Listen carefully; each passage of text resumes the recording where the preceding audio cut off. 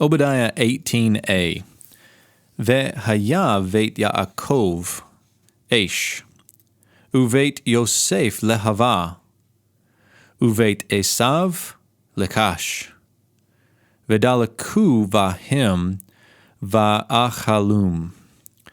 Obadiah 18a translates today in full like this: And the house of Jacob will be as fire, and the house of Joseph as a flame, and the house of Esau as stubble, and they shall burn them, and they shall consume them. The first part of Obadiah 18 begins with the Vav consecutive on the call perfect 3ms of the root Hayah. The subject is house of Jacob, and if you remember the previous video, house of Jacob took a plural verb. Here it is singular. So just know that there is some variety, especially with words that are singular in form like house, but that can be plural in meaning, something like people of Jacob. Fire here is an accusative of situation. And the house of Jacob shall exist in the status of fire.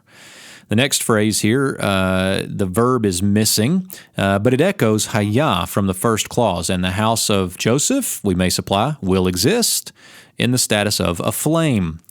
The third of the houses mentioned here is the house of Esau, and the accusative of situation is quite different from the others. And the house of Esau, again, we may supply, will exist as stubble. Now, I may not be a smart man, but I know when I put a flame and fire beside of dry stubble, it's a recipe for combustion. Obadiah would say, precisely. This is exactly the message, and the next clause clarifies that for us. The verb in the next clause is the call perfect 3CP of the root dalak, meaning to burn. Here we get the plural, probably due to the house of Jacob and the house of Joseph. They will burn.